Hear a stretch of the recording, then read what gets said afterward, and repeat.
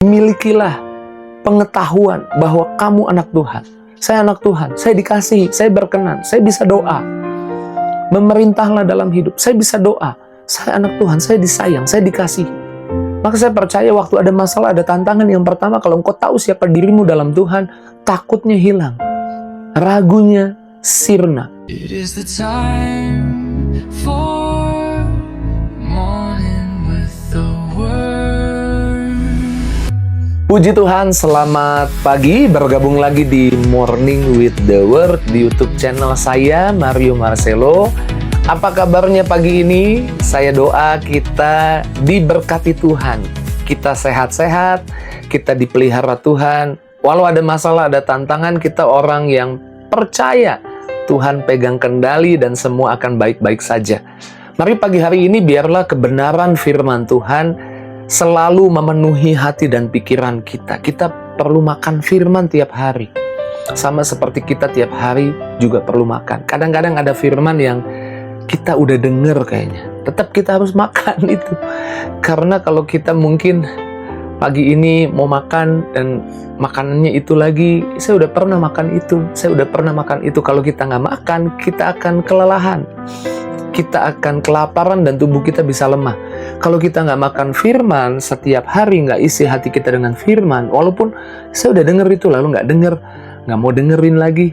Ketika kita nggak makan firman, kita lemes pasti. Kita kalah sama masalah, kita kalah sama tantangan. Dan padahal otoritas yang Tuhan kasih di hidup kita jauh lebih besar daripada yang kita pikirkan. Nah, banyak orang tidak mengerti, banyak orang Kristen waktu ada masalah sedikit-sedikit minta doa. Minta doakan sama yang dia rasa lebih rohani.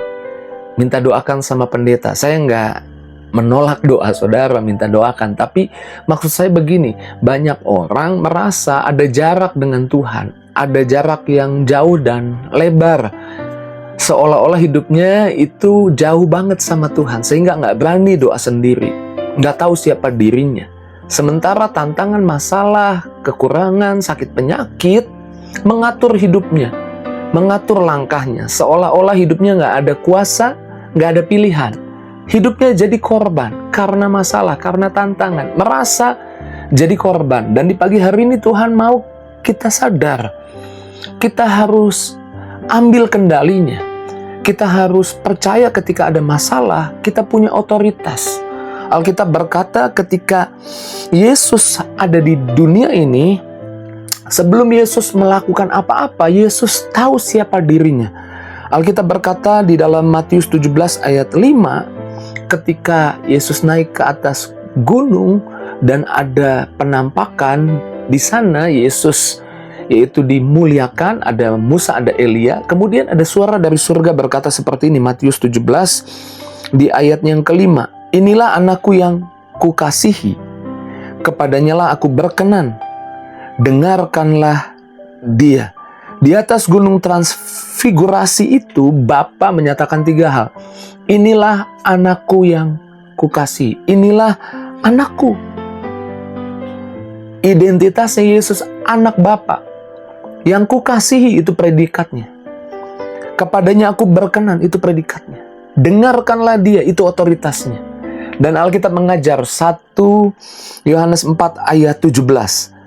Karena sama seperti dia, seperti Yesus, demikian kita juga di dunia ini. Tuhan tidak mengasihi kita berdasarkan apa yang sudah kita buat. Yesus belum buat apa-apa, tapi dikatakan, inilah anakku yang kukasih, kepada yang aku berkenan, dengarkanlah dia. Kita memiliki identitas dikasihi karena kita ditebus oleh darah Yesus. Kita percaya Yesus, kita dikasihi Bapa. Ketahui siapa dirimu ketika berhadapan dengan tantangan, berhadapan dengan sakit penyakit, berhadapan dengan masalah. Kamu harus tahu, saya anak Tuhan. Jangan punya mental justru rasanya masalah lebih besar, tantangan lebih besar. Tapi punyalah atau ketahuilah, milikilah pengetahuan bahwa kamu anak Tuhan. Saya anak Tuhan, saya dikasihi, saya berkenan, saya bisa doa. Memerintahlah dalam hidup, saya bisa doa. Saya anak Tuhan, saya disayang, saya dikasihi. Maka saya percaya waktu ada masalah, ada tantangan, yang pertama kalau engkau tahu siapa dirimu dalam Tuhan, takutnya hilang, ragunya sirna. Karena waktu masalah datang, ada diagnosa dokter, ada masalah ekonomi, ada masalah rumah tangga, ada keraguan, ketakutan, kebimbangan, kekhawatiran. Tapi waktu kembali kita segera ingat, saya anak Tuhan. Masalah tidak lebih besar dari status saya anak Tuhan. Dan waktu kita tahu status kita anak Tuhan, saya percaya takut mulai menyingkir, mulai sirna, kekhawatiran mulai pergi. Dan bukan hanya tahu kita anak Tuhan, kita disayang, kita dikasihi, sehingga kita bisa memerintah.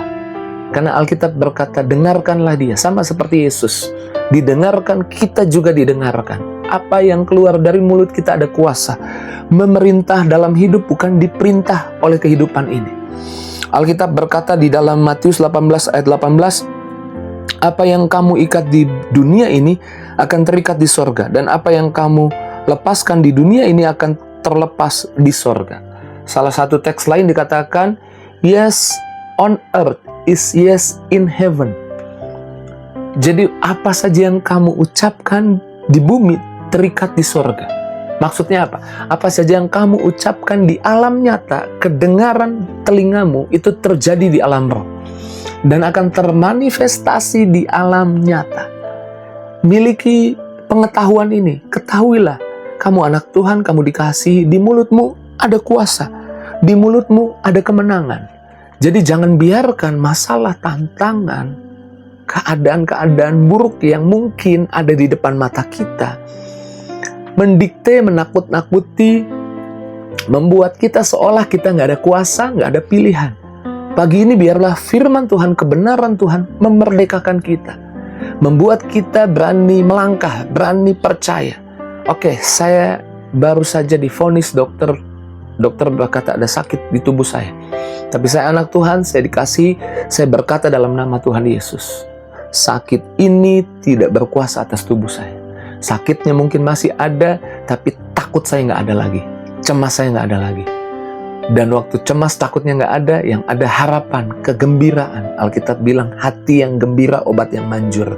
Saya sembuh, saya sehat. Ada masalah ekonomi, ya saya tahu ada masalah ekonomi. Tapi saya anak Tuhan, saya dikasihi. Tuhan berkenan kepada saya. Saya berkata dalam nama Tuhan Yesus, kekurangan ini tidak akan membahayakan hidup saya. Kekurangan ini tidak akan menghancurkan hidup saya.